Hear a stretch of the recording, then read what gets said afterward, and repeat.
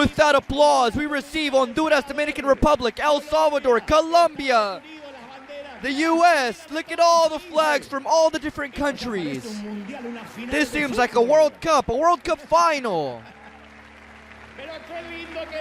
How beautiful. This looks like a final with the flags from each country, each nation, each one represented. Around the world they say, yes, there's my flag. So don't stop that applause. Here we are connecting live, direct, via live stream. Or as they used to say, via satellite. Thank you. To those marvelous countries, thank you. May God bless you, may He protect you. We're here at River Arena on Broadway Street, the Revival on Broadway Street. This place where marvelous things are always happening. And I'm going to transmit what I believe God told me to tell you in just a few minutes, but before I have something to share with you. We've already sang here live, we've worshipped. A few things have happened here, but that has to do with the experience of those that are here present in the flesh. Now we connect with all the people around the world that are watching us from their homes. Thank you for being there. Welcome to you. I just came back yesterday from South America. This tour that we've taken to 40 different countries already.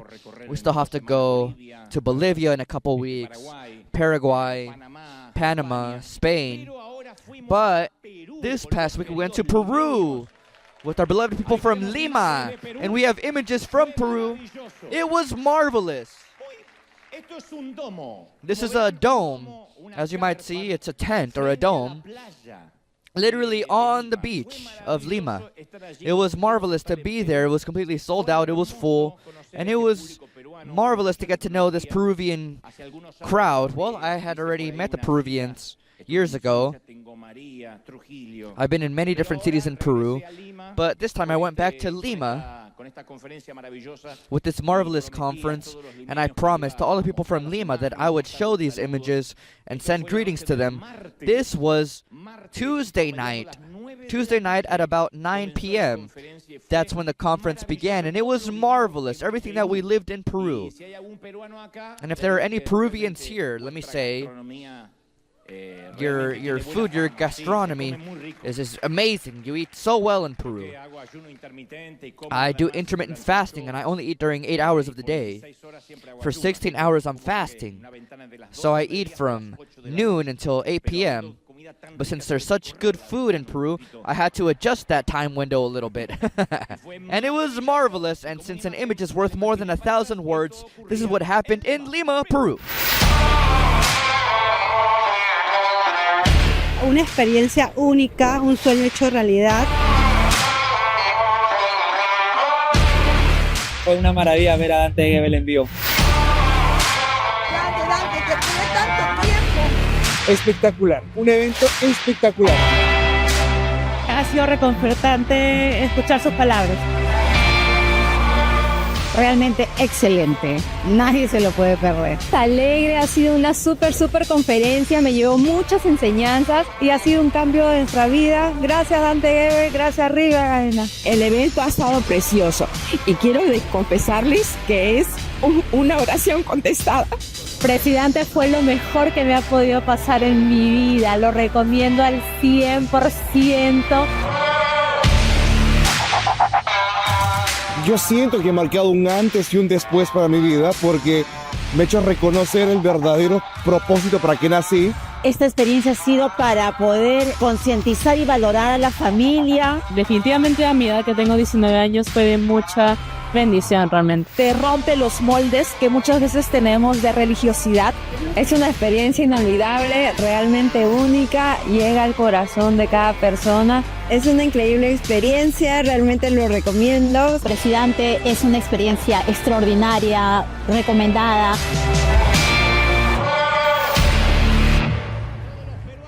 To all the Peruvians. To all the Peruvians, an enormous greeting. That was Tuesday. That was Tuesday night. The following day, first thing in the morning, we transported to Chile. Because Thursday, we were at the Movistar Arena in Chile. Chile is a marvelous country. There in the south. A mountain range separates Chile from the Holy Land, Argentina. They're almost holy. This is the Movistar Arena in Chile, a marvelous place. This went on Thursday, where we had an absolute sellout as well. Sold out, more than 10,000 people. They all bought their tickets almost a week in advance. We couldn't fit another soul, and I encountered many friends.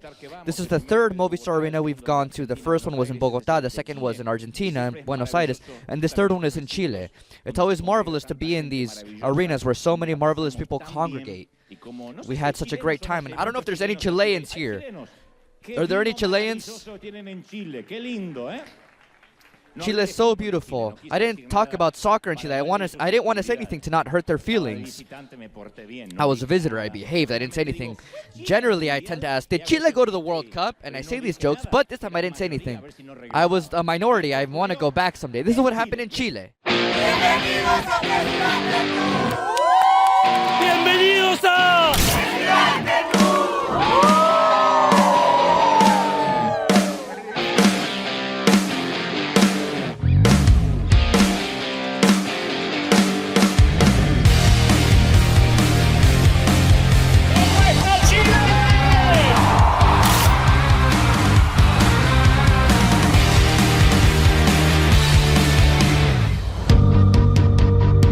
Regalo del Día de la Madre desde Concepción.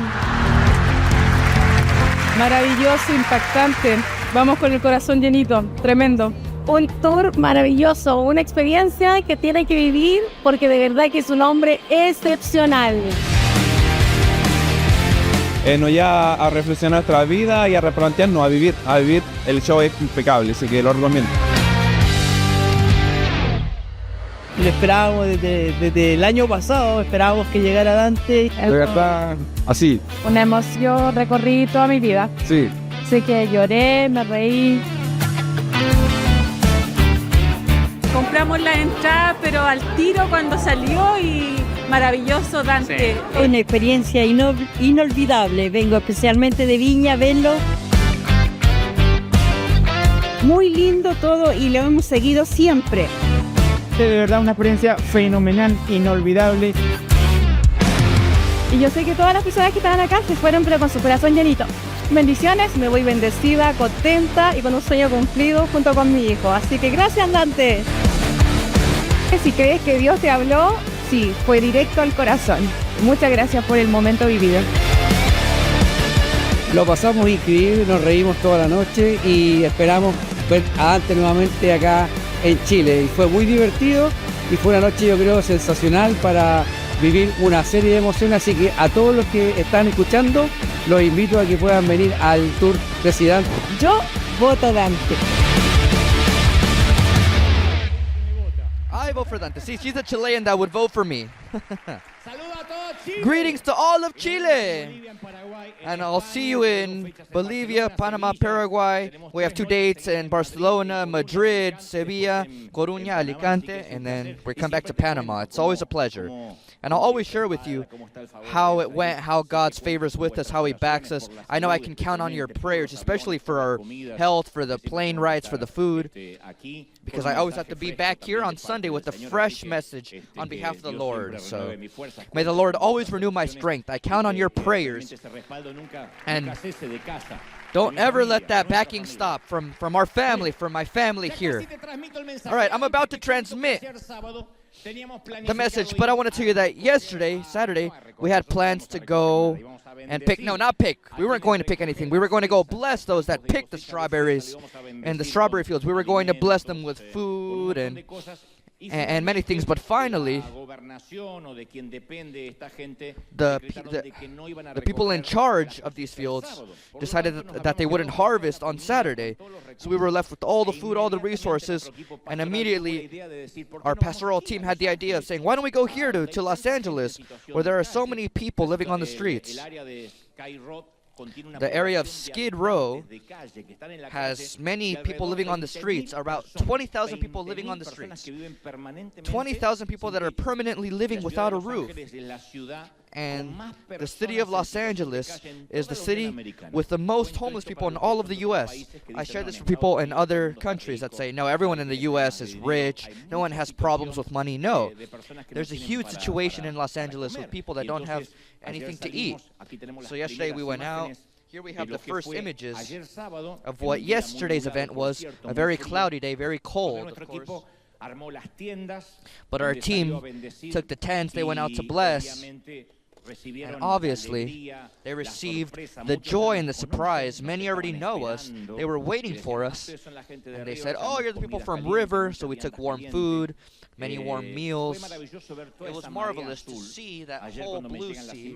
Yesterday when I received the images, I was just getting back from my trip to Chile, and I saw images immediately of what was happening. And I felt my chest inflate because I said, this is so marvelous.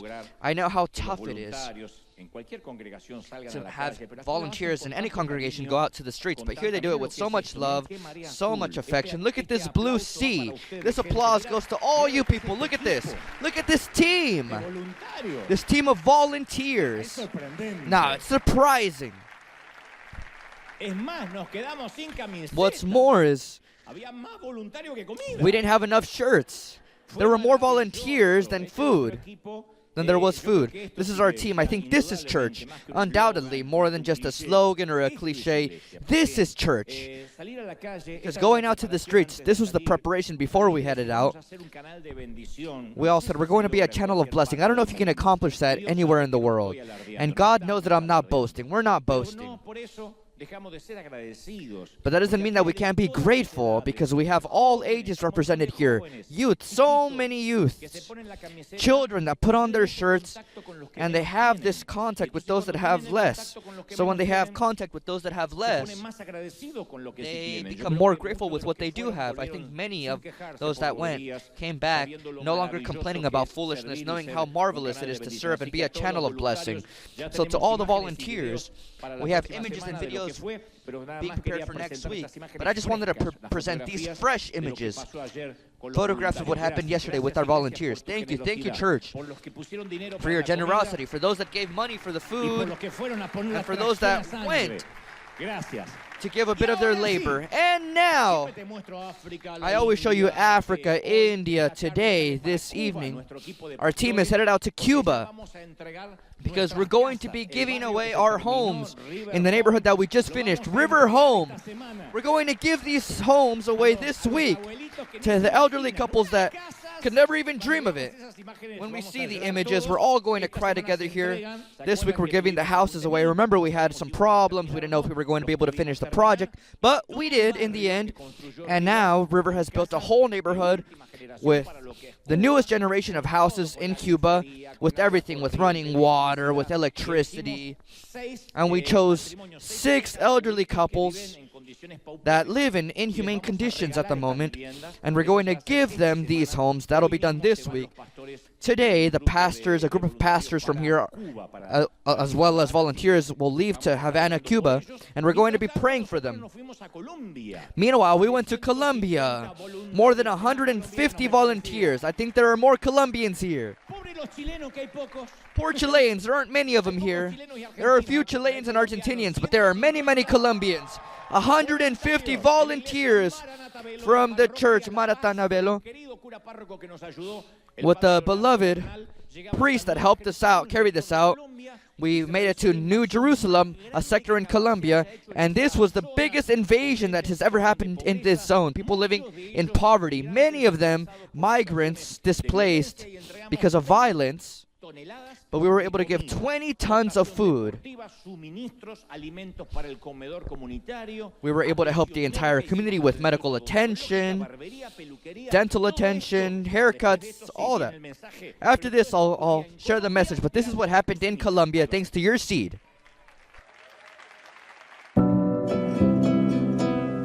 Estamos en Torre 11, en la parte más alta de la invasión Nueva Jerusalén, la segunda invasión más grande de Colombia.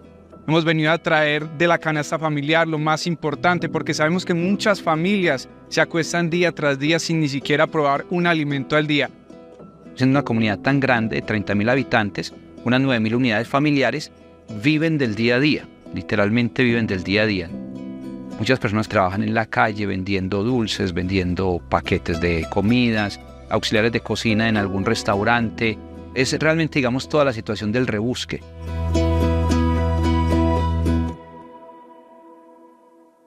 En ese tema de la alimentación, pues realmente uno encuentra que hay mucha desnutrición, porque la cultura de la gente va siendo, bueno, yo desde que tenga arroz, aguapanela y arepa, ya con eso paso el día.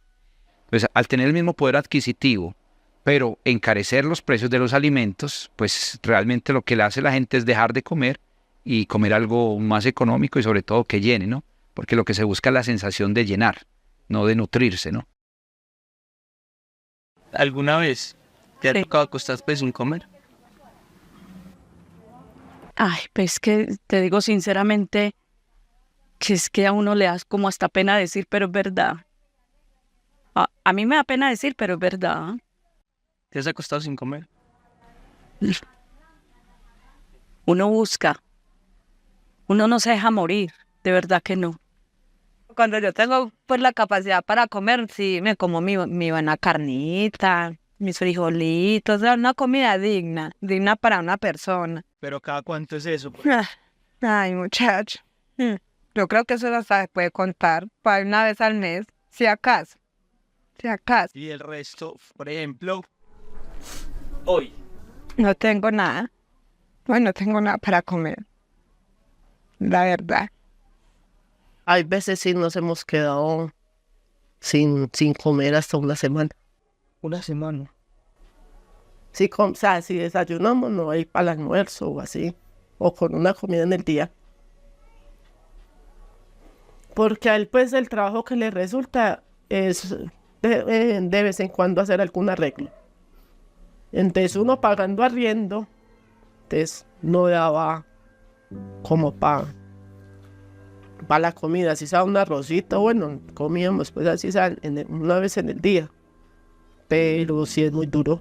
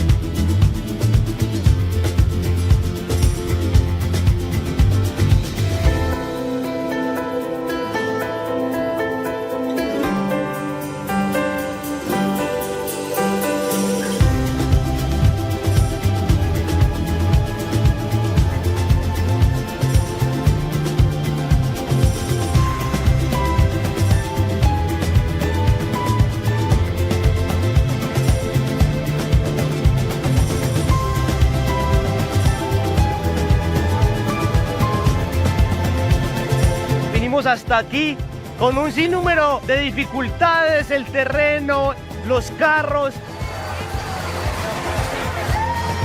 pero llegamos hasta aquí. Muy poca gente ha llegado hasta ese sector a hacer esta gran obra de amor y en beneficio de la comunidad.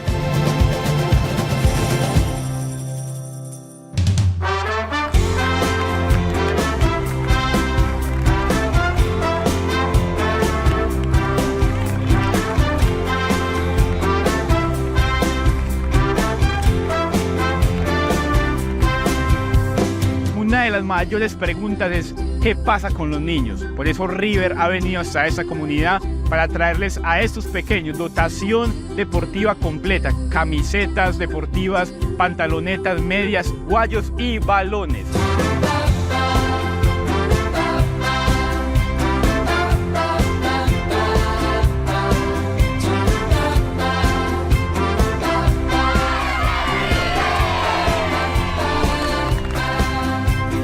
Estamos súper contentos porque estamos bendiciendo a la gente que realmente lo necesita y estamos siendo de bendición para niños, madres cabezas de hogar y adultos mayores.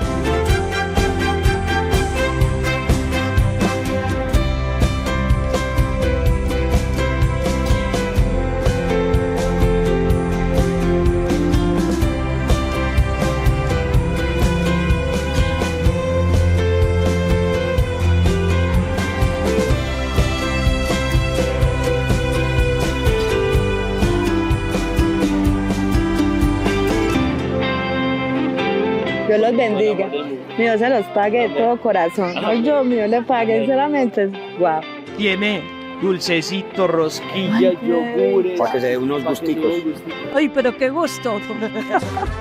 Gracias, River, por ese mercado. Bendecida. Una bendición, porque no todos en este momento tenemos para tenerlo. Gracias, River, por hacer esto posible.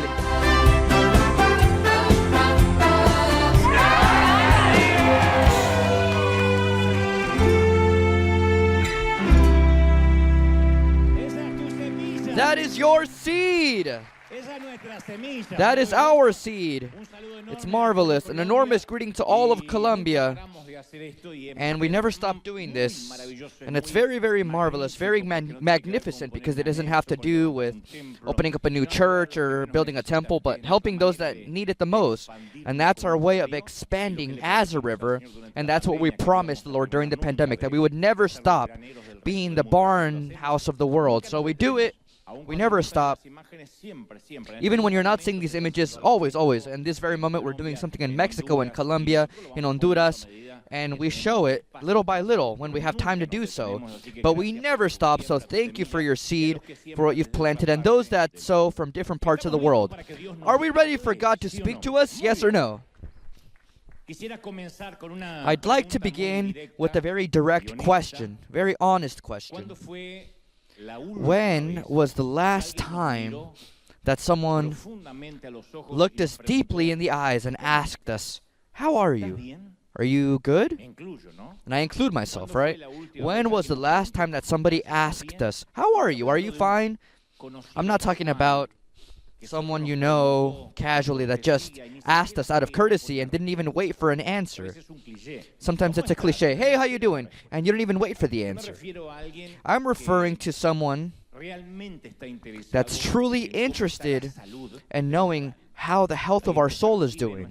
Someone that can perceive our battles, our fights that we don't necessarily express, and that are interested enough to not just be left with the superficial. And under no point of view are they willing to conform to our classic answer of, I'm good, thank God, I can't complain. It's not very frequent, let's agree, that someone truly wants to know how we are and they ask us, "How are you? How do you feel?" No, but really, how do you feel? And despite the fact that this question is very healing when somebody truly asks it, intentionally and consciously, it's very healing. As soon as we perceive that somebody is trying to probe a little deeper, we tend to close ourselves. We establish our layers, and we avoid opening our souls because vulnerability is always intimidating. And you might think, if I open myself up, maybe this will be used against me. Maybe I'll tell them what's going on with me, and then they're going to spread that gossip. And so you tend to close yourself and not share. However, you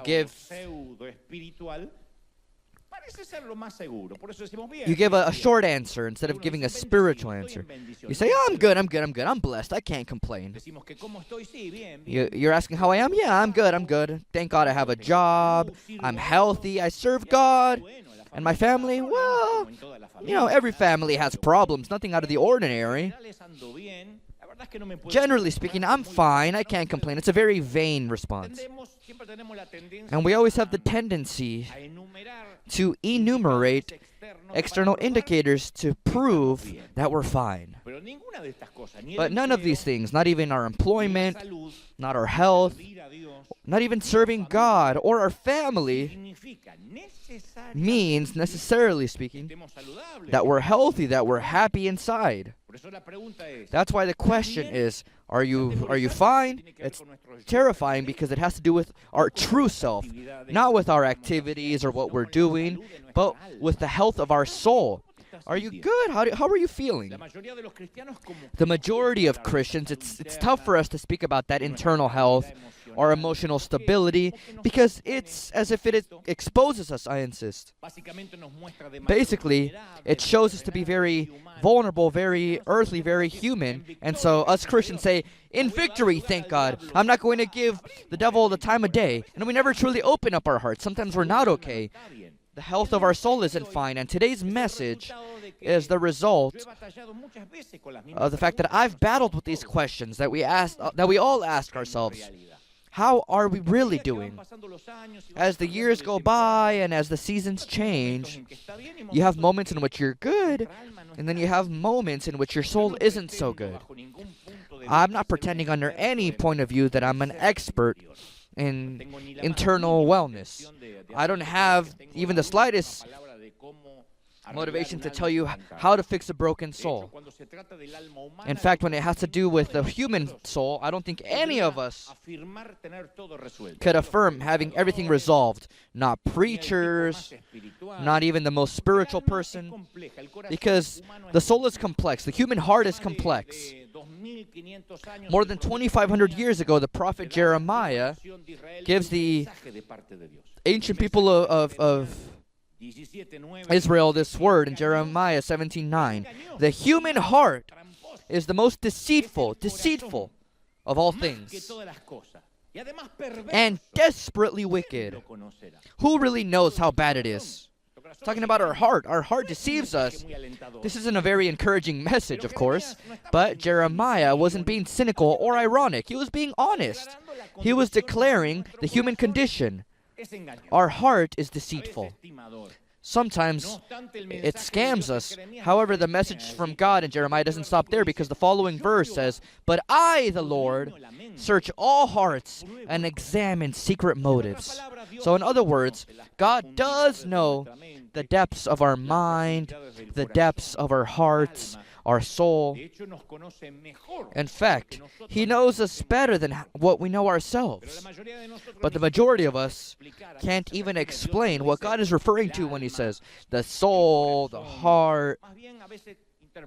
What's more is sometimes we interpret it as poetic license, like poets tend to say, "I love you with all my heart, my soul is undone by you." And we think that maybe God is using that same poetic license. I was reading a study where they found that the majority of Christians, in other words, us, when we think about the soul, we believe or subscribe to the theory of the Looney Tunes. In our subconscious, we assume that when we die, we're going to go through what the duck went through. That when dynamite exploded on him, there was a translucent figure that came from their body because Bugs Bunny blew him up. So you believe that that's what's going to happen to you, that something is going to float out of you like a ghost, a shadow. Something is going to fly up to heaven. What's true is that you can't put a soul under a microscope. You can't study it with x-rays. There are no x-rays that can see a soul. I once told you that about 100 years ago, a doctor began to measure the slight weight loss from 6 tuberculosis patients as they passed, and he concluded that when they died, they lost a weight of 21 grams. And so he concluded that the soul weighs 21 grams. Then it was disproven by science, but it went so viral that dozens of books were written about the weight of a soul. Even a film became very famous called 21 Grams, where it was believed that a soul weighs 21 grams. But that's not what matters. Don't start weighing yourself now. Don't say, "Oh, I'm not fat, it's just I have a heavy soul." No, it's not that.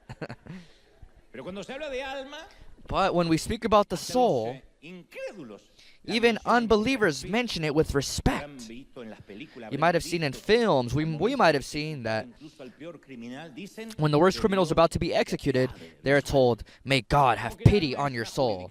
Like a soul is a jurisdiction that doesn't belong to any judge here on earth. They can be condemned to the electric chair or the maximum sentence or lethal injection, but then the matters of the soul, well, may God have pity on you. We don't necessarily want them to go to hell, but we say to the worst criminals, "May God have pity on your soul." In fact, the universal sign of danger, SOS, means save our souls. Save our souls. Us churches should know a lot about souls. We're always talking about souls and saving souls. But what does it mean for a soul to be saved? The word soul in the Old Testament as well as the New Testament is always synonymous with a person. In fact, even our own vocabulary reflects this. When you count the people on a ship or a plane, they ask, how many souls aboard? When there's an air tragedy, they ask, how many people were on board? It is believed that the origin of this question, or of relating people directly with their souls, it comes from biblical language. That's where it was born. Maybe it finds its origin in Acts 27:37, where Luke informs about a shipwreck where the Apostle Paul was involved. And he says, all 276 of us who were on board, 276 souls. Maybe that's where the phraseology or the etymology of the word surges, that when you speak about a group of people, you speak about a group of souls. Let me tell you other interesting details. The word psychology, which is so famous, comes from the Greek word psyche, which in reality means soul. Psychology is the study of the soul. Sigmund Freud wrote that the treatment of the psyche is nothing more than the treatment of the soul. But as the years have gone by, psychology changed the term soul for the internal you. And they're not equivalent. They're almost on the antipodes. They have different connotations. The American Medical Association affirms that despite the huge growth of the mental health industry, because years ago there weren't so many professionals dedicated to mental health, but despite the huge increase of professionals that study mental health, there are more and more people that are depressed, suffering depression, contemplating suicide almost with affection. And we can't explain why there are more and more people that are unhappy, bitter, depressed, hurt. In actuality, we have technology that our grandparents never dreamt of having. We can travel by plane in a matter of hours when before they had to spend months on a ship just to get across the ocean. However, now people are more depressed, more sad. A brilliant psychologist named Martin Seligman, who has no religious interest, he never pronounced himself as a Christian. He exposed the theory that people replaced God with that small thing that new psychology calls the inner you. And that inner me can't sustain the weight of life. Without God, you can't. But all that about discovering yourself, that empowerment, it's a fad that began a few years ago. In fact, it started to come into our churches behind that phrase of empower yourself. No, God doesn't give you power. You empower yourself. If you're lost, then find yourself. There are seminars that say how to find yourself, and lost people go saying, I want to find myself, and they pay to find themselves. If you're stressed out, then you have to take care of yourself.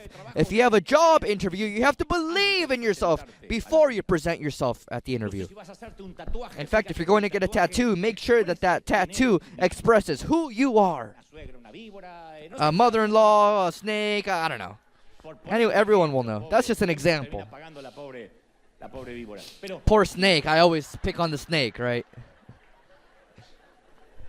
If you want God to use you, then empower yourself. There are conferences like this. Empower yourself.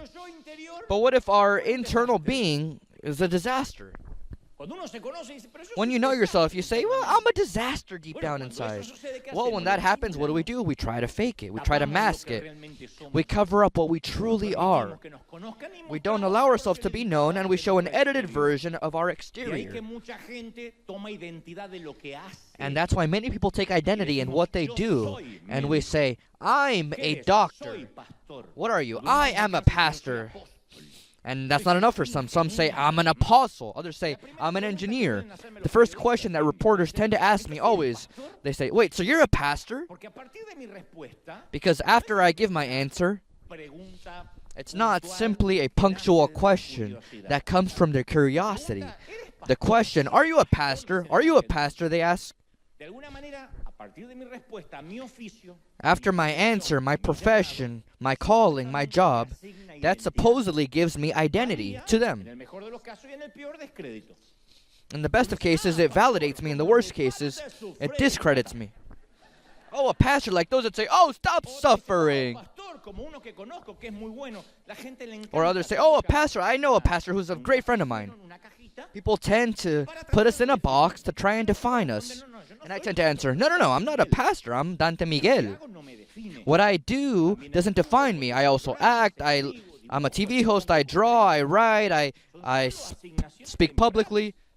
These are all temporary assignments. Some last year, some don't. But when I decide to do what I'm doing, I'm still going to be myself. And when I leave here and you find me on the street and you ask, well, what are you now? Oh, I'm nothing. No, I'm just no longer acting as a pastor at that point. But that's what we do. It's not who we are. In fact, this is so misunderstood. We ask children, what are you going to be? What are you going to be when you're older?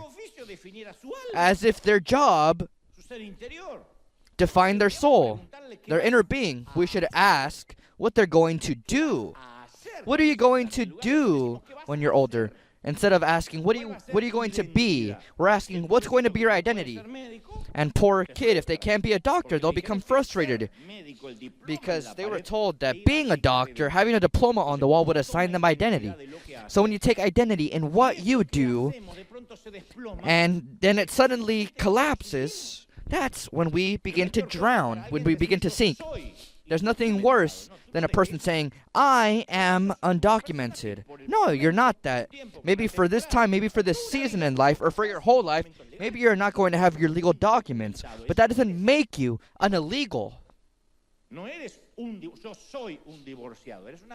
You're not a divorcee. No, you're somebody that went through divorce. You don't take identity in a marriage that failed. You don't say, oh, I'm an orphan. No, you're not an orphan. You're somebody that suffered because you lost your parents, but that's not your identity. That's why I insist with the idea. How can we assume to empower ourselves, or our internal being, the internal me, when that is what's drowning or sinking? We can't get our legal papers in order. We get fired from our jobs. We can't find a job in what we know how to do or in our profession. Our family or our marriage fails. When your identity is based on these external things and that collapses, then what are we going to take identity in? Let me tell you a story that made my blood cold. At the end of 2013 in Florida, an entire family suddenly lost their lives when, out of nowhere, without an earthquake, the foundations of their home collapsed and a huge hole appeared, and it swallowed the whole home with the family inside. They were asleep. And experts later explained that in certain areas of Florida, limestone is beneath the dirt, the surface, and it's being dissolved slowly by acid rain. Greetings to all those that live in Florida. Don't be afraid. It happened in 2013. It's believed to be an isolated case, but when that rock is dissolved and eaten away, the weight of the home produces a collapse that the foundations can no longer sustain. And psychologists speak about something very similar that happens in human life, and they call it the syndrome of drowning. And this phenomenon tends to come by being fired from your job, or a traumatic divorce, or the death of a loved one, or even a simple move from one home to another or one country to another. When we're under a very deep stress, sometimes we feel as if the earth beneath us is sinking, because we had taken identity in that. The place we grew up, the home we were able to buy, the partner we were able to find. But when our foundations are the empowerment of that internal being, your profession, your home, your family, your partner, money, your kids, even serving God, and if suddenly that collapses, as it did during the pandemic, many took identity in what they did for God. Oh, I go to church because I serve. Suddenly, 3 boogers in the air made the government say, from here on out, nobody goes out and churches are closed. Some continued worshiping at home or reading their Bibles at home because they didn't take God away from them. What they took away from us from some time was the ability to congregate. They didn't take God from us. So those that had their identity in what they did and not who they were for God or to God, they became depressed because literally the ground beneath them sunk. When the ground beneath us collapses and we're left in a hole of depression, that happens all the time. James 1:8 uses a magnificent phrase to define this condition. He says,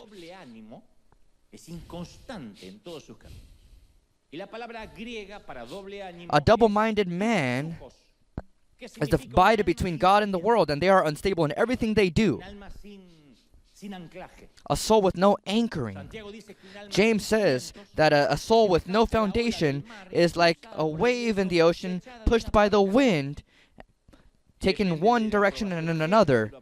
Depends on someone else's approval. If they're disapproved of, then they become depressed. If things go well financially, then they're exorbitant and happy. If things go wrong, they want to kill themselves. James says it's like the waves in an ocean. It comes and it goes. No foundation. If you have a good memory, you might remember that I once shared while we were at the cathedral. When I was younger, I went with a group of friends. We were all adolescents. We went to an old amusement park in Buenos Aires that no longer exists. It was called Edo Park. And one of the attractions was a mechanical bull. The ones you have to get on and try and hold on for dear life to not be thrown off of it. I don't know what I was thinking when I assumed that I could try and tame the bull, right? When you're an adolescent, you're always trying to impress your friends. And especially at that age, us men become more idiots, especially if there are girls in the group. And when there are girls in the group, you become more foolish. And I should say that I never took any rodeo classes. I never went to a farm. I was never close to a bull. But that day I wanted to be the hero. So I offered myself as a volunteer to try and tame the mechanical bull. And when I went up to the machine, amongst the cheering and the clapping from my friends, the person that controlled the bull warned me and said, there are 12 levels of difficulty on this bull. We'll see what level you can reach. I think he saw me so scrawny and fragile that while he helped me get on, he almost explained it paternally. I'll never forget it again. He said, hey man, the secret is always to stay in the middle. And the only way of doing it is for you to sit loosely. I know it sounds crazy. People always try to cling on strongly. Don't do that. Try and be flexible so that it doesn't throw you off. And for you not to be thrown off, you have to follow the bull's movements. The looser you are, the longer you'll remain. You have to move your center of gravity the way the bull does. Obviously, like any adolescent, I didn't listen to a single word he said to me. I was saying dumb jokes with my classmates so that they could laugh. And as soon as the bull began to move, my instinct was to do what we all do. Cling on with all my strength. Hug the animal's neck and squeeze my legs. But then I had a revelation. I remembered something that the instructor had said. And immediately I said, you know what? No, let me relax. All the girls were looking. I said, you know what? I have to relax. And I followed the bull's movements that never stopped bucking. And incredibly, to my surprise and to your surprise, you unbelievers,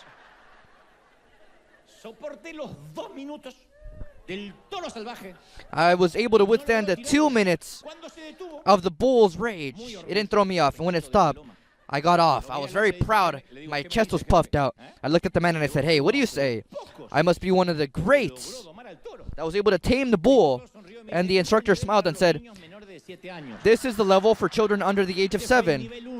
That was level 1. And I said, hey, don't say it so loud. Say it a little quieter. But he said it loud. It was level 1. And all my friends erupted in laughter, obviously. Since my pride was so hurt, I said that I wouldn't get off the bull until level 12, because I had already figured it out, apparently, right? I found the trick. So he said, all right, let's go to level 2. I said, no, don't stop until 12. 2 seconds into level 2, the bull threw me so far that there are still people looking for me, according to the legend. To say it in a poetic way, my butt was in the air against the fence of the attraction. Sometimes in life we experience level 1. Level 1 is when life doesn't have big complications. You go through life with a minor amount of problems. Level 1 is the week after the honeymoon, when our biggest worry is trying to find where to put away the 3 blenders that we got for the wedding, or what frame we want over the dining table, or we have to decide where we're going on vacation this next summer. There are moments in life where life goes through this low tide. But generally speaking, life doesn't remain in level 1. Things tend to get complicated. Maybe one day we discover that we have an anxiety disorder being so young. We don't even know why we can't sleep well, and we wake up more tired than when we went to bed. An addiction that had hibernated within us for 20 years suddenly wakes up and puts our job at risk, our profession, our family at risk. Suddenly our faith is filled with doubt. Our friends betray us. Our health becomes uncertain. Our economy becomes fragile, and we no longer have enough to pay the basics. And if our soul doesn't have a good foundation, as soon as life begins to buck, the bull will throw us off. It doesn't matter how hard we try to cling on, how much we try and follow the bull's movement. No, the bull is going to throw us off, and we're going to be left with our butt in the air, crashing into the fence. If there's no foundation, if there's no anchoring, we're going to be thrown off. Hebrews 6:17 says, God also bound himself with an oath. And the writer of the Hebrews says, so that those who receive the promise could be perfectly sure that he would never change his mind. When a ship does an anchoring maneuver, it means that it's immobilizing the ship, a boat. This anchoring is done by throwing the anchor to the ocean floor so that the ship doesn't move. If the ship or the boat is docked, it can put up with any inclement weather or any ferocious storm. It's anchored. And the anchoring is also the great nautical enigma, because this was written for 2 types of people, of anchoring your soul. The first crowd was composed by people that were 10 centimeters away from surrendering, the way many people might be feeling today, here and at home. And in this case, because of religious persecution, many of these Hebrews had lost family members, friends, businesses, jobs, just because they followed Jesus. They were in pain, anguished, broken. They were suffering economic, financial, emotional, and spiritual. And they were thinking what we sometimes think. I can't do this anymore. It's all over. This is too hard. This is too painful. I can't deal with this anymore. I've lost friends. I've lost loved ones. So the writer of the Hebrews says, don't give up on Jesus. He is your anchor. The second group were those that wanted to add Jesus to their conglomerate of spiritual doctrines. They wanted to believe in Jesus, but they also loved the law. They had almost like a hybrid spirituality where they tried to combine their faith in Jesus and their healthy doctrine. But the writer says, no, the only anchor you need is Christ. Christ is sufficient. You don't need anything else. And that's why the writer utilizes this maritime ingenuity. The author used the image of a boat and an anchor, or a ship and an anchor, to remind these followers of Jesus that when they felt overwhelmed, they needed to anchor themselves to Jesus, because Jesus was sufficient. They needed to anchor their souls to Jesus. Didn't matter what happened, the confusion, the uproar, the racket, the movement of the bull, and the writer painted a beautiful picture of stability and certainty. He didn't say this might work, it might not work. No, he said it's certain and firm. Hope wasn't a religious system or commandments. No, it was Christ. Jesus was the eternal anchor for their soul. He said, anchor your souls to Jesus. And as the centuries go by, we had to be reminded of the same thing. In 2024 years later, we haven't changed much. We're still needing an anchor to not have to suffer that syndrome of sinking when we don't understand why we're sad. If only depression could be explained easily. Those that have never suffered depression or deep sadness tend to criticize those that suffer it. And you say, how can it be? You have marvelous children. Look at the home you have. Really? What are you complaining about? What are you depressed about? Sometimes depression doesn't resist analysis. I don't want to necessarily say that it's a demon. No, sometimes they're just chemicals that mix in the brain, to say it in a simple way. And these chemicals create changes in our mood. We don't understand why we're sad. Sometimes in the worst cases, people can't even get out of bed. They can't get out from under their covers. And in the best of cases, there are people that get up, they try and drink a bit of coffee, go to work, but they're captivated by such sadness that they feel they can't breathe. And that doesn't have to do with a demon, necessarily speaking. Obviously, that doesn't come from God, but that doesn't mean that they're estranged. Sometimes you feel like your soul just feels anxiety that you're not holding onto something firm. So the question is, what is our anchor? Or in more simple terms, what or who are we anchored to in the moments when we feel sad? Or do we feel sad because we're not anchored to anything? What do we run to when we need an escape? This isn't something that we should answer out loud to not get into problems, but when you say, I need an escape, where? Maybe those that have resources say, let me go to a cabin hidden in the mountains of who knows where. Those that can't have that luxury because of a lack of time or money, they say, what do I know? Let me just have a Netflix binge right now. Others say, I'll eat everything in this neighborhood and city. I'm going to eat a whole tub of ice cream. Others say, sex, pornography. Pornography helps me escape for a moment. It helps me go to a virtual reality and it makes me feel good. It's an escape. Others say sex. No, not pornography, but literal sex. Others say alcohol, tequila. When I need an escape, I need to smoke something and drink something and forget about the world. That's what the anchor is. That's how serious it is. Others say, well, my anchor, I don't need that escape. My anchor, my tranquility, depends on me being free from debts. Thank God my home is paid off.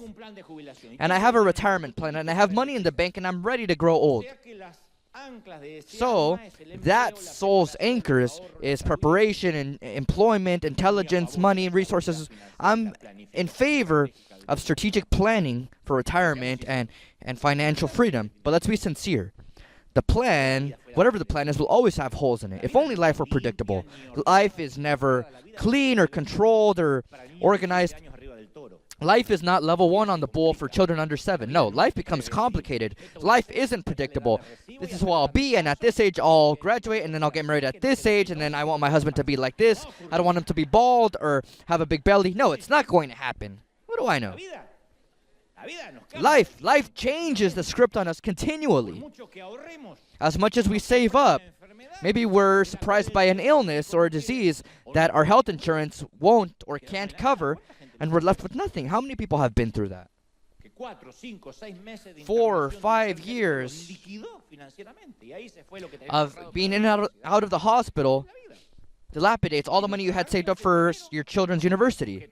If we're anchored to money, then we're going to be tied to the whims and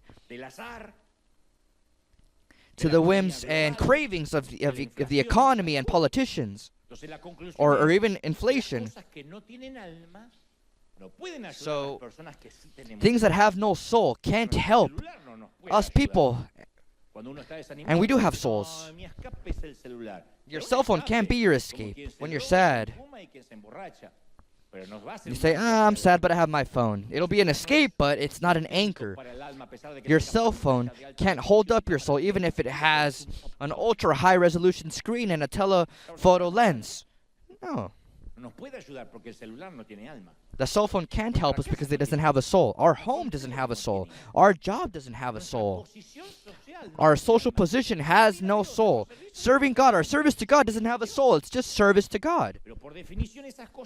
But by definition, these things don't have the intrinsic capacity to assist us emotionally or spiritually. That's why we become depressed. Others might say, well, I can't anchor myself to things. I'm not so foolish, but my anchor is my husband. He's the one that contains me. He's the man that I run to, his shoulder. I lay on his chest when I'm depressed. And the guy might say, well, no. My anchor is my woman. I lay on her chest as well. It's more fun when she lays on his chest, right? But no, I'm completely in love, and we can conquer the world together, and our love goes beyond all borders. Others say, no, my anchor is my family. How many women say, my anchor is my grandchildren? If I know my family is fine, I will never sink. And these people literally depend on their children and their grandchildren. And when they can't gather their family, when those grandchildren eventually have their own lives and their own interests, they fall in love, they find their partners, they're not going to go visit grandma as often as they did when they were 8. They go from time to time. And if that poor woman was anchored to her children or grandchildren, she'll begin to feel alone, and then she'll fall into depression. Others anchor themselves to their friends. While I have him or while I have her, I'm never going to feel alone because we have such good times together as friends. But every friend also has their times. Now those that anchor themselves to people, let's agree, different to those that anchor themselves to things. People that anchor themselves to other people are definitely one level above those that anchor themselves to property or a car or a cell phone. But anchoring yourself to a person also has holes, because that person that we're counting on also has a soul just as fragile as ours, or as fragmented as ours. We can't say, they're going to be my anchor, because they also have an anchor, and sometimes they'll feel like sinking as well. I once heard a story of a marriage that didn't get along too well, because he always came from the street in a bad mood, and she always had a bad mood, so they decided to implement a system of self-help, and she said, look, when you're having a bad day, I want you to put your hat backwards. And when I see you come in with your hat backwards, I'm going to prepare your slippers. I'm going to prepare your favorite food. I won't speak to you. I won't complain about the house. I won't talk about my mom. That day, I'm going to treat you like a prince, because your backwards hat is telling me I've had a terrible day. And when I have a bad day, I'm going to put on my apron backwards. So when you come in and you see me with my apron backwards, don't go against me. Don't throw things. Please hang the towels. Make sure the bathroom's clean. Help me wash the dishes. And that's how they lived for many years. He would come in with the backwards hat, and she was sweet. He would open the door, and she had a backwards apron, and he was a gentleman. Until one day he came in with his backwards hat, and she had her apron backwards. That's what it is to anchor yourself to a soul. To pretend that the person's always going to be fine because they're my anchor. No. None of us can function as an anchor. How many people go into marriage assuming that their partner, that their spouse is going to be the fountain of stability? No, I want to live my parents' home, and so that we can have our own experience and our own world and our own home. And they think that their spouse is going to give them what they don't have now that they're single. And as I said a few Sundays ago, they end up wounded, frustrated, hurt, because they each disappoint each other. Your partner becomes a duel from the Wild West, where nobody wants to put their gun down first. Oh, you don't give me what I need. Yeah, but you don't give me what I need either. And as I once said, it's not a lack of love, it's just a question of expectations that are impossible to fulfill. It's the belief that our soul is going to find happiness, satisfaction, security by anchoring itself to another human soul. No, it won't happen. We tie ourselves to someone else and we both end up drowning because of the storms in life. The problem is we can't save one another. How many churches end up frustrated because the pastor failed? And I always ask, why the heck did they anchor themselves to the pastor? The pastor is someone that guides, just a tour guide, a museum guide, that says, this is the exposition. And he shows us the Monet, the Van Gogh, the Rembrandt. We're just guides. But when you try to be the Messiah, learn from my example, learn from my family, learn from my character, and then you fail, people get frustrated because they say, oh, I trusted so much in this pastor. Well, let me tell you now, don't trust in me. I'm going to drown just like you guys. Let's trust in God, our anchor, our lives. That's how it is. I don't want someone to say tomorrow, oh, he failed me because I was expecting. No. Your expectations are your own problem. I can't be in charge of other people's expectations of me. When people say, learn from me, I never do that because I understand that if you anchor yourself to me, we're going to drown because I am a human being. So what's the solution? Let's agree that we need to anchor ourselves to someone with the soul. Let's discard things, right? We need that soul to look like ours, a soul that knows our pain, that knows what it means to be depressed, sad to the point of death. But at the same time, we need it to be a soul that's profoundly different, a soul with no defects, a soul that will not sink. And that's the only soul that can fix us because it doesn't have to fix itself. That's where Jesus comes in. Someone that understands what we're going through. Someone that lived on this planet for 33 years. And Jesus is the firm anchor of our soul that will not discriminate us when we say, we're sad, or I don't even feel like sending my kids to school today. I'm sad and I don't feel like showering today. Let's not listen to the preachers that tell us, rebuke that spirit, proclaim victory. Sometimes you don't feel like showering. I hope there's no one here today that went through that this morning. Out of respect for your neighbor. The only one that understands us is Jesus. Sometimes you don't even feel like praying. It's a sigh. And you wait for the Holy Spirit to be there when you have no words. You hope that the Spirit can intercede for you and say, Father, he can't even speak today. The Lord loves us when we're strong and when we're weak. He loves us when we have energy and when we don't. Now, to be honest, I wish the writer of the Hebrews, I wish he would have used a different word, not anchor. I wish he could have said, Jesus is the helicopter of the soul. Because if I were in a storm, I would prefer to have a helicopter before having an anchor. Because the anchor implies that I'm going to stay exactly where I am. The anchor is, I have to anchor myself and put up with it, resist. Anchoring is, let me throw my anchor overboard and stay here in life. It implies staying in the storm. Sometimes I'll have to close my eyes, get soaked, and wait for it to pass. The only guarantee of the anchor is that I'm not going to sink. But the storm, I'm still going to have to go through it. So the example is surgical. He said anchor, not helicopter. If I'm anchored, I'm going to have to remain there until it passes.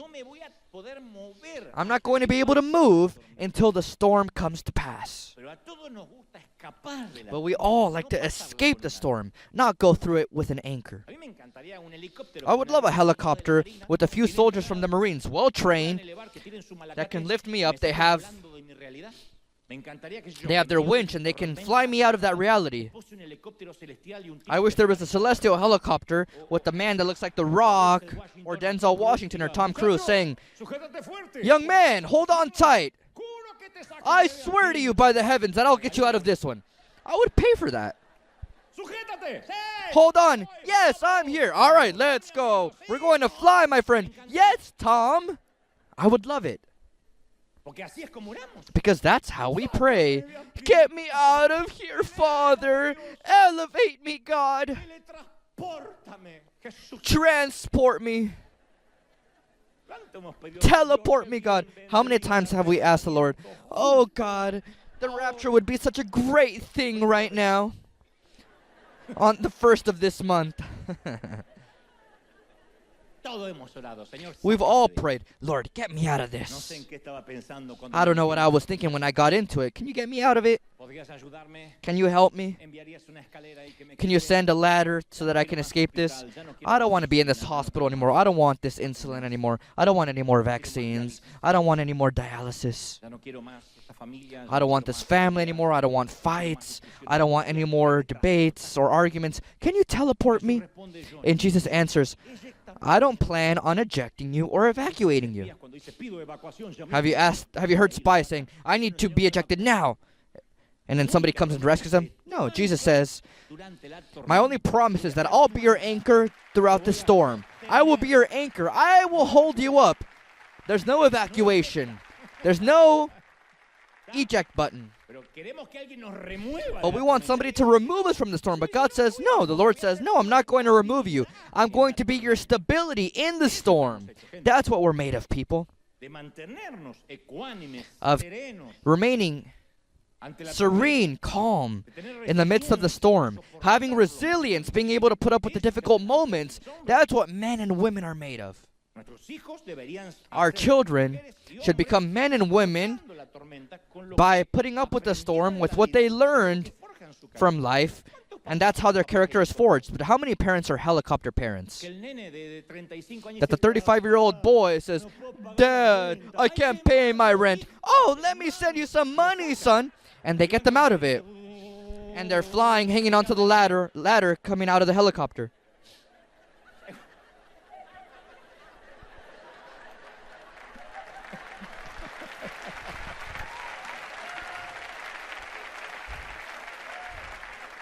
Mom,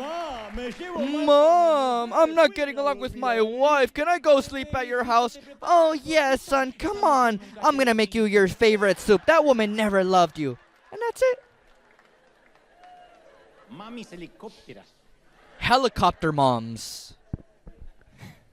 The Lord doesn't do that. He says, no, we're going to go through this storm together. I'm not going to evacuate you or eject you because you're never going to learn anything. I can't just evacuate you from any problem. I can't eject you from all your hard situations in life. Life isn't level 1. Life has many levels where the bull is always going to buck, and you have to hold on. You have to put up with it, tolerate. When someone isn't anchored to Jesus, even as a minister, I always say, oh, I need to take 4 sabbaticals and 4 vacations. Even ministers say this. Why? Because their anchor is in Hawaii or in Cancun. Their anchor is in, oh, I need to rest. But if their anchor is in Christ, then you have your normal vacations. We can't be super, ultra, hyper, extra stressed out saying, I want to die, I can't breathe. Well then, you don't have an anchor. The Gospels register a few incidents that had to do with Jesus, his disciples, and boats trapped in storms. One of those stories is found in Matthew 3:14, where he tells them, the disciples, to cross the sea, and he'll meet them on the other side. But something starts to go wrong. The bull starts to buck. The night wasn't level 1. It advanced to almost level 10. Night falls, the winds blow strongly, they can't make it anywhere, the waves are monstrous. Even these expert fishermen begin to panic. And at that point, what do these people want? Those that are on the boat, what do they want? They want a helicopter, obviously. What else would they want? Help us to go through the storm. No, they want a helicopter. Well, maybe they didn't think exactly in a helicopter because many millennium would pass before humanity could discover how to fly. But they wanted to be evacuated. They wanted to be teleported. They wanted to be on the other side of that sea now. They wanted that nightmare to finish now. So Jesus appears walking towards them on the water. This is the same Jesus that could calm the sea and the winds now, but he didn't. He walks on the waves.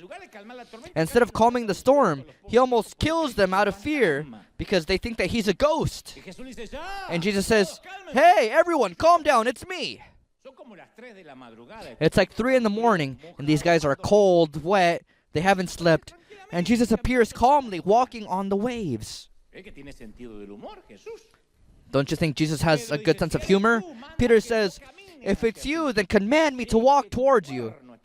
I don't know what the heck Peter's talking about or thinking when he enlists himself as a volunteer like Dante on that mechanical bull. And if it wasn't Jesus? And if he got off the boat and it wasn't Jesus, what if it was a ghost? It would all end terribly. So Jesus says, come, come, come, big mouth. And everyone says that Peter walked upon the water, but that's not completely precise. Peter walked on the waves. That's another level. And I say, Jesus, why did you make him walk on the waves?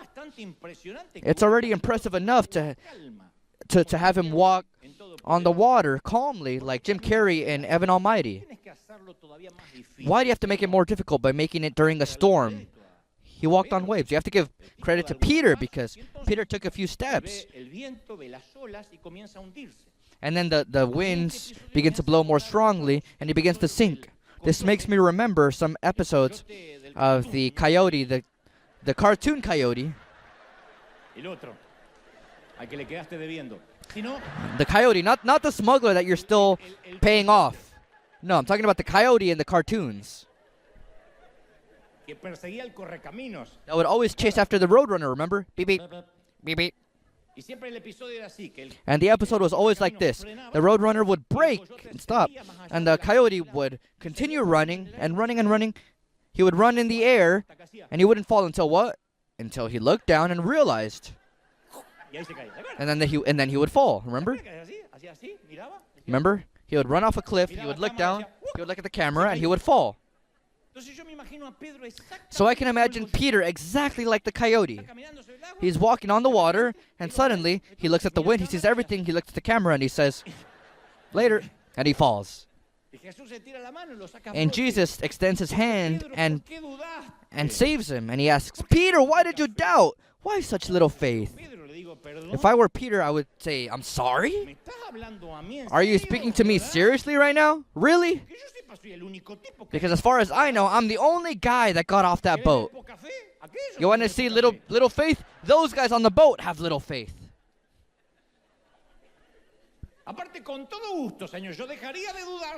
You know what, Lord? I would have loved it if you could just turn off the machine of the wind. Sometimes we read these stories and we make them mystical and Renaissance. I'm sure that Peter didn't feel like those figures that we see in the basilicas walking on the water. You know, in the basilica, Peter's walking on the water like a gazelle, and Jesus is extending his hand, and Peter's like this. It's a beautiful diaphanous figure, like a painting from the Renaissance. No, he was terrified, scared, soaked, human. And Jesus asks, why did you doubt, you dummy? Why? If we're being honest, we've all had moments like this. We read scripture that encourages us to believe in God, and they sound great on paper when we repeat them even.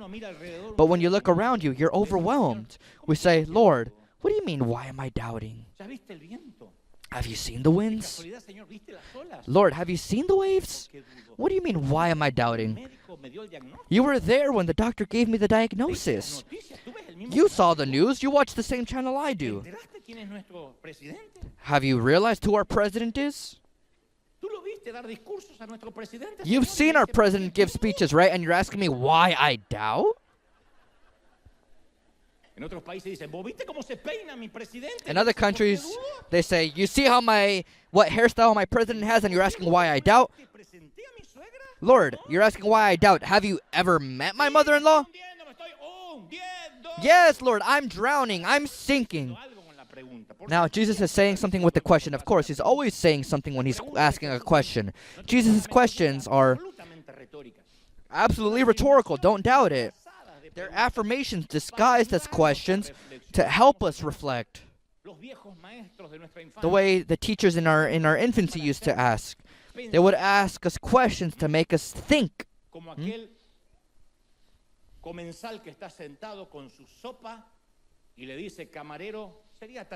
Like the person that's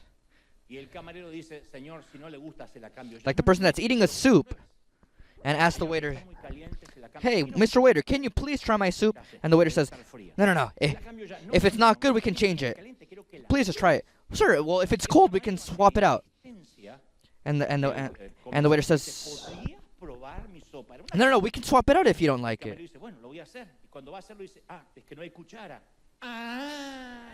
And so the diner asks again, "Can you try my soup?" And the waiter says, "Sure." And he tries to do so. And he says, "Well, there's no spoon." Oh, there you go. Those are Jesus' questions. When we answer him, we realize the obvious. Jesus wants to know what Peter's reasons are to doubt. He wants to remind him that he's there with him. "I'm your anchor, I'm your rock, I'm taking care of you. I'm your God in the midst of the storm." That's marvelous.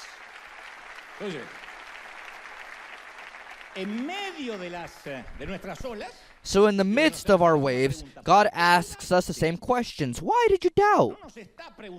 He's not asking us to condemn us or to make fun of us, but it's a way to say, you have no reason to doubt. Jesus is with you. Now let's agree something in our favor. The physical, tangible, visible Jesus was right in front of Peter. But even then, he had difficulties to keep his eyes fixed on Jesus because the waves were big. But we don't have the luxury of seeing Jesus physically. When you got a divorce, Jesus didn't appear with his tunic and his sandals, saying, "Hey, don't worry. Let me ride in your car and I'll tell you what your new normal will look like. I'll explain it all." Or when they gave you a medical diagnosis, Jesus didn't stand there next to you for you to see him, saying, "No, don't worry, it's just a diagnosis." No, we're asked to believe in a Jesus that we can't see, right? Isn't that right? We have to trust in a Jesus that we haven't seen with these eyes. That's the matter of the anchors. This is the point of the message.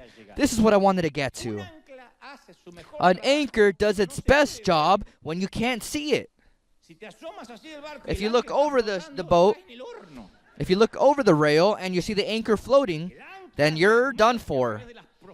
The anchor is submerged through the depths of the ocean and becomes fixed on the ocean floor.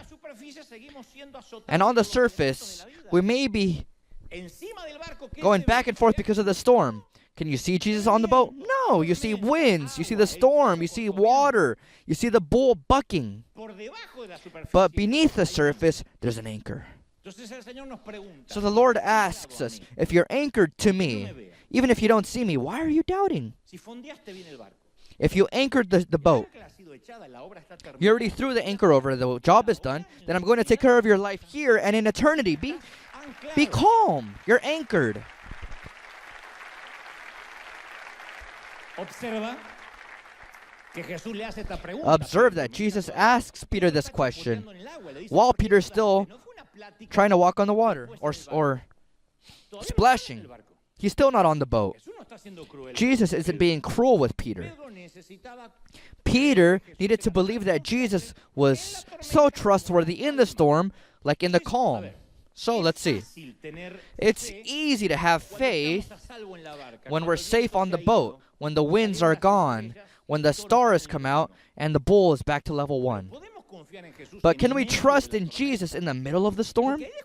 Because that's where we need it the most, not before. Anyone can trust in God when things are going well.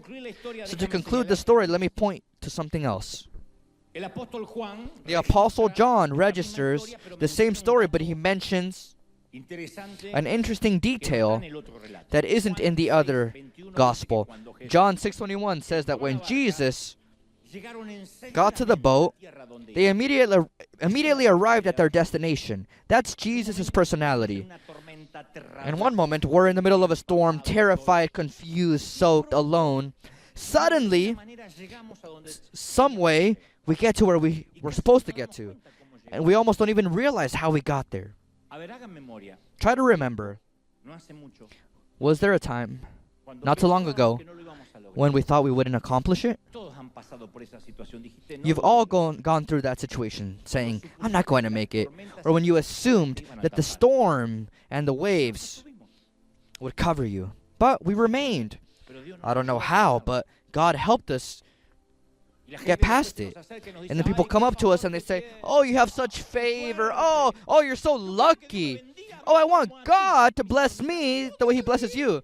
They always tell me, Dante, you do so well in everything. But I feel like saying, you don't have a damn idea of all the storms I've had to go through.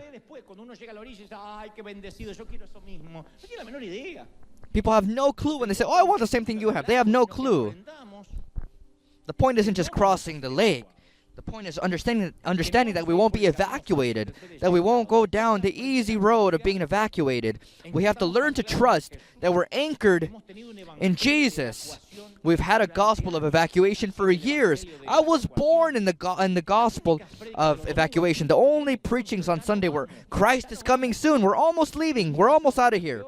The world's going to get worse, but Christ is coming, and He's going to lift us into the clouds. We'll be transformed. Some will be left here, others will be taken. Those were the only preachings. And one day, I referred to these messages, and I said on TV, this produced a castrated generation with no dignity. Woo. And people began to say, Dante doesn't believe in the rapture. No, what I don't believe in is in preaching a sermon of evacuation, making the church a city like a bunker, like moles hiding underground. No, we have to resist. I share the same government as my compatriots wherever I live. It's just that my compatriots are anguished by inflation, but I am trusting that even though I share the same government, my anchor isn't the government. My anchor is Jesus. My anchor is the Lord. That's the difference. We lived the same pandemic that the rest of the world did. It was craziness to believe that Christians wouldn't get sick and die, but they did. They died. But while some that didn't have Christ were afraid of where they would go when they would die, we were not afraid because our anchor was never the vaccine, but Jesus. What's the worst thing that could happen to us? Well, we die because of COVID. Yeah, but then we go to be with the Lord. That's our anchor. Maybe we have to spend a season in the hospital, or we have a season of skinny cows in our finances. You have to go through that sometimes. It's not that we've done something wrong or that we stopped tithing or that we're paying because we never sowed. No, sometimes you have to go through a time where God says, this season will teach you how to be like a crane. You stand on one leg on a stone until the waters go down. That is a good thing for our children, because if they get a panic attack because there's no Wi-Fi or because we can't pay for Netflix, well, then you're going to have a great problem as an adult, my son or daughter. There aren't any helicopters that are going to come and pay for your things when you can't pay for them tomorrow. At one point, you're going to have to find out how to pay for those diapers. We'll have to go through that, and that doesn't make you less spiritual. That doesn't make you less of a child of God. Sometimes a parenthesis comes in our ministry where you feel that you're not doing anything useful for God. But I have gifts, but God isn't using me. Like a friend said, why doesn't God take advantage of me? And God says, no. Now there's a parenthesis because I want you to be, not do. I want to see how you relate to me when you don't do things, just when you are. Why does all that happen in life? Well, to know who we're anchored to. We want someone that can remove us from the storm, but Jesus wants to be our stability in the storm. And there are moments where you'll have to dance with the uglier one. There are moments where you have to dance the waltz with today's music and let it pass. Each day has enough trouble of its own. There are days that aren't nice, but you have to go through them. And you don't have to be so mystical and think, why is this happening to me? If I can, I try and travel. I say this with no problems. I try and travel in business because I like it, because I'm older. I'd like to have more room for my legs. It's more tiring to travel in economy. Sometimes I say there's no seats in business. And the Lord says, all right, let's see. Is your mood determined by how much space you have on the plane, or am I still your anchor? So I smile, I get my little my little plastic cup, my little knife that wouldn't kill a bunny, and I give thanks because that's what I have today. If I can go to a nice hotel, I go to a nice hotel. And when there are no nice hotels, but there's just a bed and a hot shower, I give thanks to God. I'm not going to be humble and say I prefer the more poor hotels. No, I like the nice ones, but when I can't because they don't exist or logistics or whatever it is, the Lord says, is your joy regulated by where you sleep or by the anchor of your soul? I'm continually tested in these things. Sometimes I don't feel like speaking to anyone and I say, Lord, all I want to do now is sleep. And an unbeliever sits next to me. Or somebody comes and says, oh, can I get a video? Please, please, for my aunt. And let me tell you about my testimony. And I don't want to hear a testimony. I say, Lord, take them with you. Please, take them now. Reward them for their testimony with the crown. And the Lord says, is your joy regulated by the loneliness you asked me for? Or are you still willing to be anchored to me? So, I can't promise you that the winds will cease immediately in your life, that the wave will calm immediately, because I would just be scamming you. Come to the altar and reclaim your peace. I can't promise you that you'll get out of it now, but I can give you my word of honor, because I base myself on Him, that you're going to remain alive, and you're going to get out of this storm alive. Much stronger, with a better character. That's all you need to know. That's all you need to know.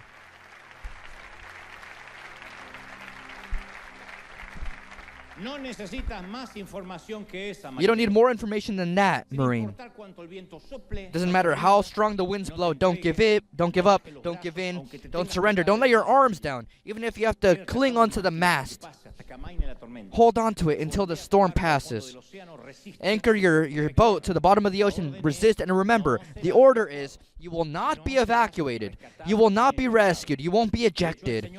In fact, the Lord has seen your anchor, and He is saying that you need nothing more. You're anchored, you're going to survive, and you're going to get to the other side. That's a word of honor from our Lord.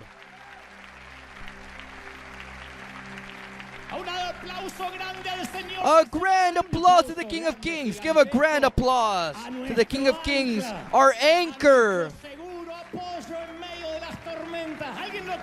our support system in the storm. Hallelujah.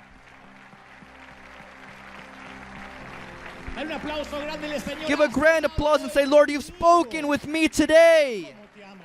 How the Lord loves you. How the Lord loves you, princess. Prince. How the Lord loves you. I would love for you to place your hand on your heart here and at home if you can. If you're in your living room, your kitchen, we're doing it here. First, receive Christ in your heart. Say, Lord, come into my life, forgive my sins. And secondly, say, Lord, I want you to reveal to me now that my anchor is at the bottom of the ocean. I want to anchor my boat from here on out, this day of May, so that when I get to the end of the year, or before that, or the end of the month, whatever it is, may I know that no one, nothing can sink me. No storm will be so strong that it'll capsize my boat. Anchor your boat, says the Lord. That's the nautical enigma of life. How will you do it? Just believe that He is your anchor. Even if my mother and father could leave me, the Lord will take me. Even though there is no product on the olive vines, even then I will rejoice. That makes you immortal, invincible. Until you can say like the apostle, "Oh death, where is thy victory? Oh death, where is thy sting?" Have you seen the superheroes from Marvel or DC? They always have a small weakness. They have a certain kryptonite that makes them weak. But we don't have any when our anchor is Jesus. And we say, what's the worst that can happen to me? Death? Then I would go be with Him. Illness? Well, then I would take advantage of that time to meditate. Lose my house? Well, then I'll just start again. have to rent or ask for a loan. If I can go to bed trusting in Him and wake up trusting in Him, it doesn't matter if my roof is my own or if I'm renting it. That makes you indestructible because there's no one that can regulate your emotional state. You're anchored in Jesus. And good things might come, bad things might come. Spring, summer, winter, fall. Nothing can separate you from the love of Christ. Not the depths, not what's high, what's low, not the present or what's to come. Nothing created, not here, beneath the earth, beneath the heaven. Nothing can separate you from the Lord's love. If only that were our axiom, our proverb, our motif. Put your hand on your heart firmly and say, Lord, I anchor my heart. I anchor the boat of my soul, of my being, in the depths of the ocean, the depths of the divine ocean, and I know that I will not be moved. Even if the winds come and the storms come, I will remain. I will remain on the foundation of my rock. My anchor is Jesus. I can be alone for a season. I can be loved for a season. I can have a season with no parents. A time in a life where I can live with just the right amount of money, but nothing will separate me from you, Lord, because I have learned to love in richness and in scarcity. And with everything I will rejoice.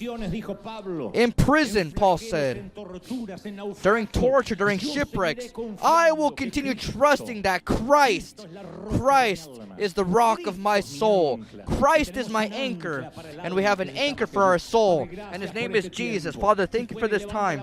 If you can, lift your hand to heaven and say, Lord, look at these hands that raise now from these fishermen, these people that are aboard life, and they trust in you. I bless your boat, your ship commander. I bless those that are going out to the sea, and those that will go to the open ocean and fight with life.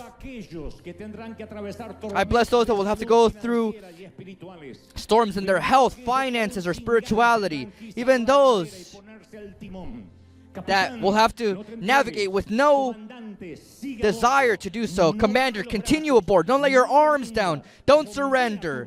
Anchor your boat in Jesus Christ, and you will make it to the other side of the lake firmly. I bless you in the body, soul, and spirit.